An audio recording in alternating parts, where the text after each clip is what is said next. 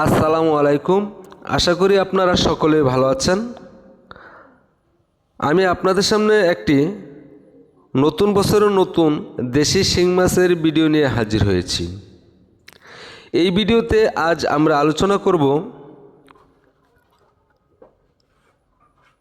দেশি শিং মাছ চাষ পদ্ধতি ও এই দেশি শিং মাছ কেন চাষ করব।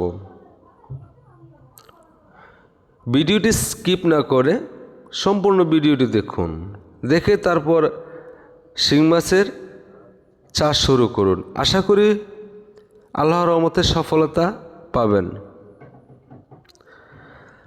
তার আগে ছোট্ট একটি রিকোয়েস্ট না বললে না হয়।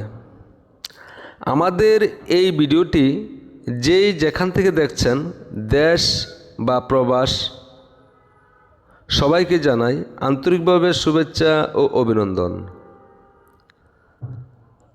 আমাদের এই চ্যানেলে যদি আপনারা নতুন হয়ে থাকেন, তাহলে মাছ চাষ সম্পর্কে নতুন নতুন ভিডিও পেতে আমাদের এই চ্যানেলটি সাবস্ক্রাইব করুন, পাশে থাকা বেল ঘন্টাটি বাজিয়ে দিন।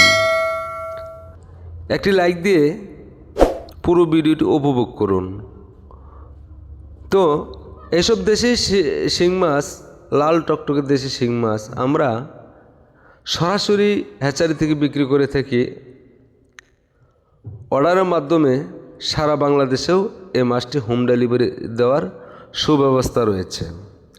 আপনারা যদি দেশি শিং মাছ চাষ করতে চান বা শিং মাছ সংগ্রহ করতে চান, তাহলে ভিডিও স্ক্রিনে থাকা নাম্বারে সরাসরি যোগাযোগ করবেন।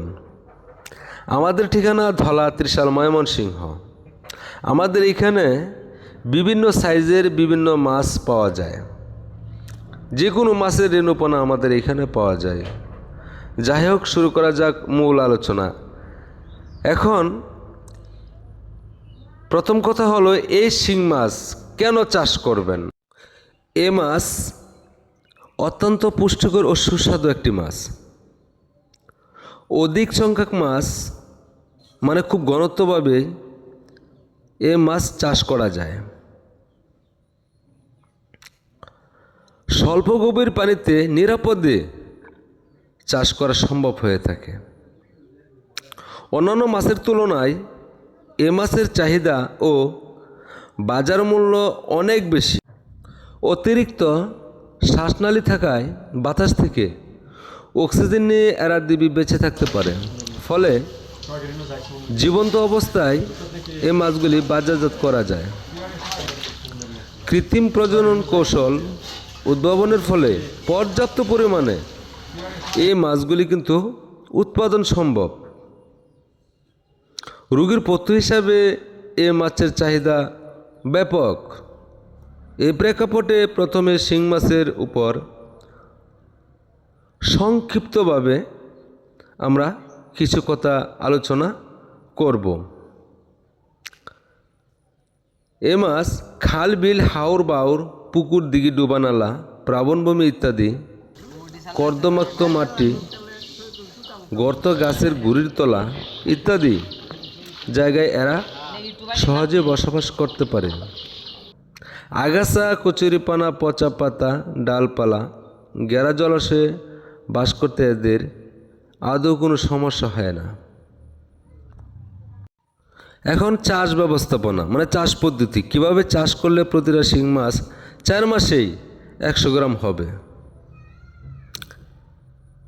চাষ ব্যবস্থাপনা হচ্ছে 1 থেকে 1.5 মিটার গভীরতা বিশিষ্ট পুকুর এ মাছ চাষের জন্য উপযোগী।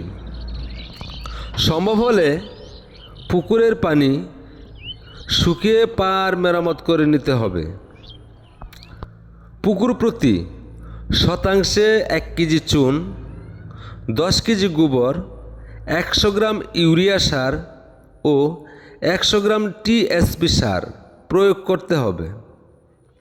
পুকুরে প্রতি শতাংশে 4 থেকে 6 সেন্টিমিটার দৈর্ঘ্যের সুস্থ সবল ফেমিল মাছ 1000 পিস মজুত করা যেতে পারে।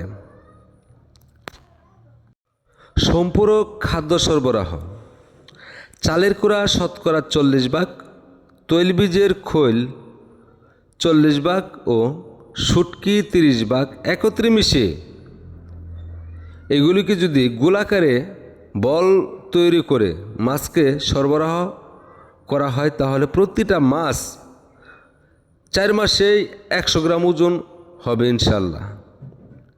তবে খাদ্য প্রয়োগের মাত্রা মজুতকৃত মাছের মোট গড় ওজনের 10 থেকে 12% খাবার দৈনিক 2 বেলা দিতে হবে। 10 থেকে 12% খাবার সমানভাবে ভাগে ভাগ করে সকালে অন্ধকার থাকতে 1 ভাগ এবং সন্ধ্যার পরে 1 ভাগ খাওয়াতে হবে, কারণ এই দেশি শিং মাছ কিন্তু একটি নিশাচর মাছ, তাই এই মাছগুলি অন্ধকার থাকতে খেতে খুবই পছন্দ করে থাকে। তবে এইভাবে যদি আপনারা দেশি শিং মাছ চাষ করেন তাহলে প্রতিটা শিং মাছ 4 মাসেই 100 গ্রাম ওজন হবে। আর আপনাদের যদি কোনো বিশ্বস্ত হ্যাচারি থেকে থাকে তাহলে ওই বিশ্বস্ত হ্যাচারি থেকে বেডিংযুক্ত লাল টকটকে দেশি শিং মাছের পোনা ক্রয় করে তারপর পুকুরে মজুত করবেন। কখনো কালো দেশি শিং মাছের পোনা কিনবেন না, কারণ লাল শিং মাছের পোনা সবচেয়ে ভালো মাছ। বিক্রির সময়ও এই মাছগুলি বেশ দাম পাওয়া যায়, বাজার মূল্য পাওয়া যায়। আর আমাদের কাছ থেকে যদি এইসব দেশি শিং মাছের পোনাগুলি সংগ্রহ করতে চান তাহলে ভিডিও স্ক্রিনে থাকা নম্বরে সরাসরি যোগাযোগ করুন। আমরা বিশ্বস্ততার সাথে এই দেশি শিং মাছের পোনাগুলি সারা বাংলাদেশে হোম ডেলিভারি দিয়ে থাকি।